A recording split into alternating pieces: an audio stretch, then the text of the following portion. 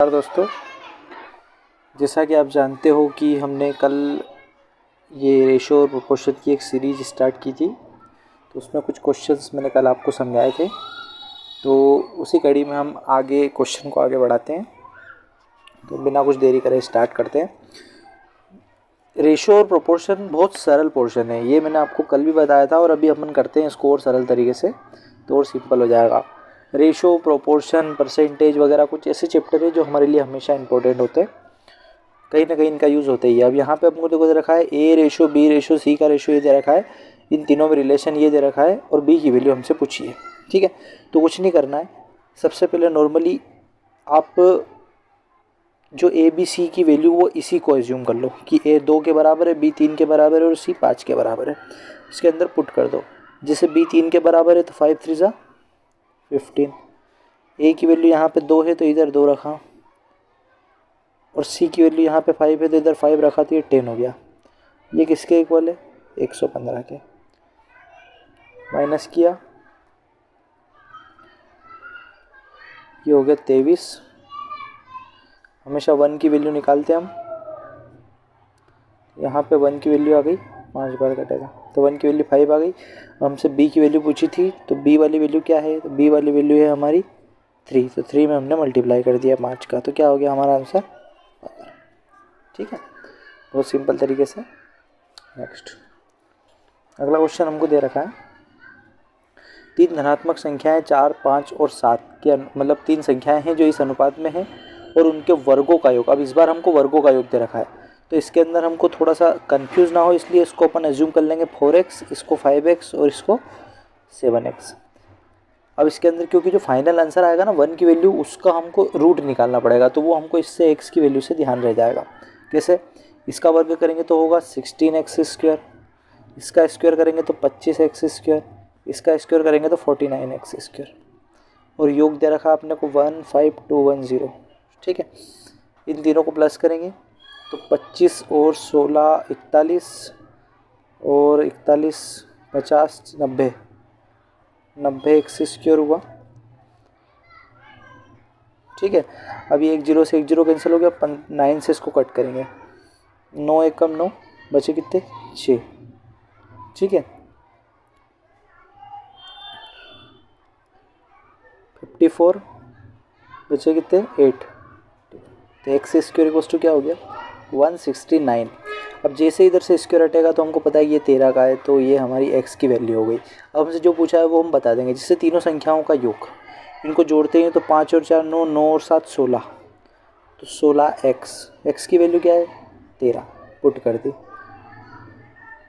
408। ठीक है, तो इधर देखिए ये 16x मतलब इन तीनों को प्लस किया हमने, 5 4 9 और 7 16, 16 में जो x की वैल्यू आई थी उसका मल्टीप्लाई किया तो हमारा आंसर आ गया।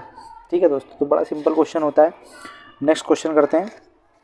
जैसे यहाँ दे रखा है कि 3 संख्याओं में से दूसरी संख्या पहली संख्या की 1/3 है। मतलब आप मान के चलो ये 3 संख्याएं हैं, ये पहली संख्या है, दूसरी संख्या है, तीसरी संख्या। बोलता है दूसरी संख्या पहली की 1/3 है, मतलब जो दूसरी है वो पहली की 1/3 है। मतलब यदि पहली यदि 1 है या पहली यदि 3 है तो उसकी 1/3 ये हो जाएगी 1।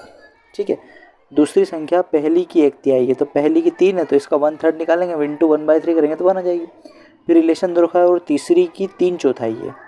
तीसरी की दूसरी संख्या तीसरी की 3/4 है, तीसरी की 3/4 है मतलब 3/4। इसकी 3/4 है, तो इसको अपने को अलग से रेशो बना देंगे, जैसा हमने मर्ज किया था ना उस टाइप से। तो ए और बी का रेशो आया 3:1, और बी और सी का रेशो आया, क्योंकि दोनों का रिलेशन दूसरी से ही दे रखा है।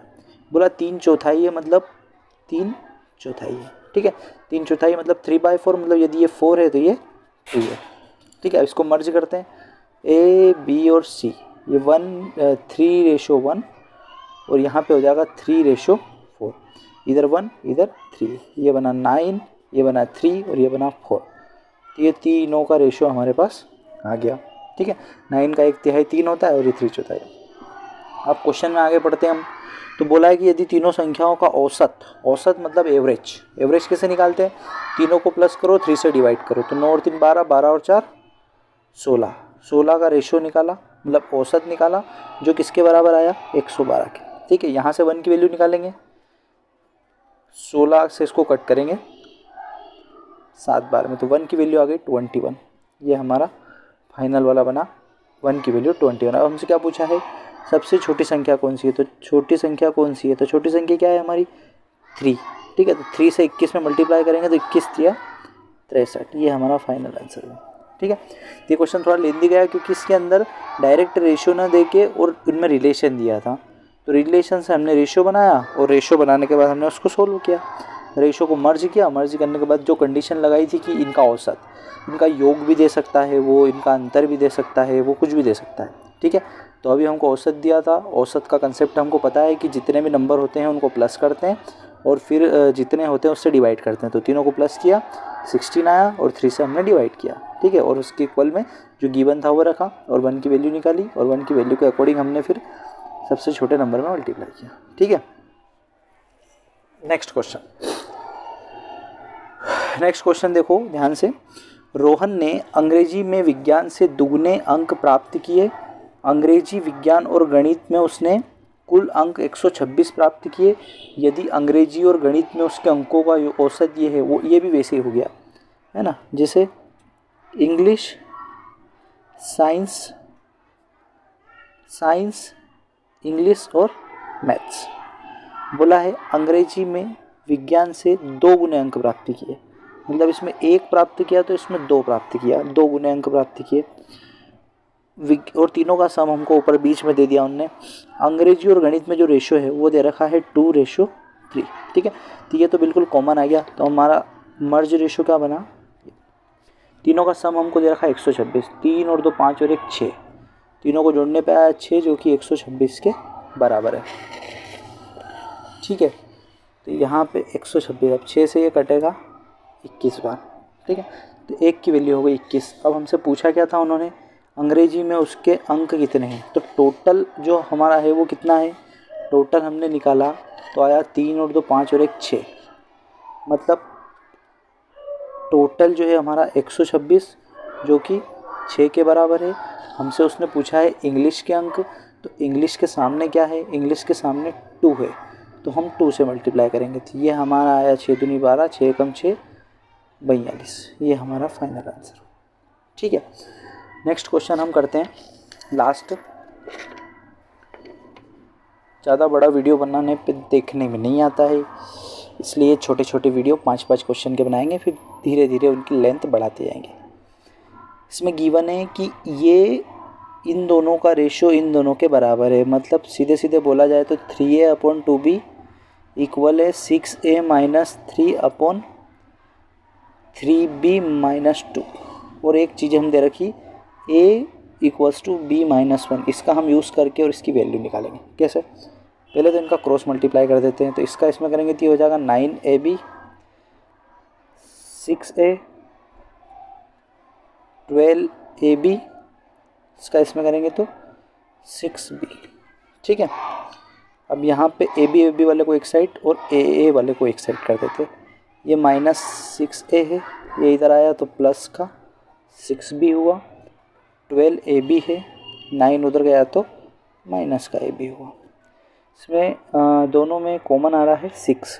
अच्छा, यहाँ से इस रिलेशन से हम वैल्यू निकाल सकते हैं, ये b प्लस वाला इधर आएगा माइनस होगा, तो a - b की वैल्यू यहाँ पे a - b बिल्कुल बनेगा।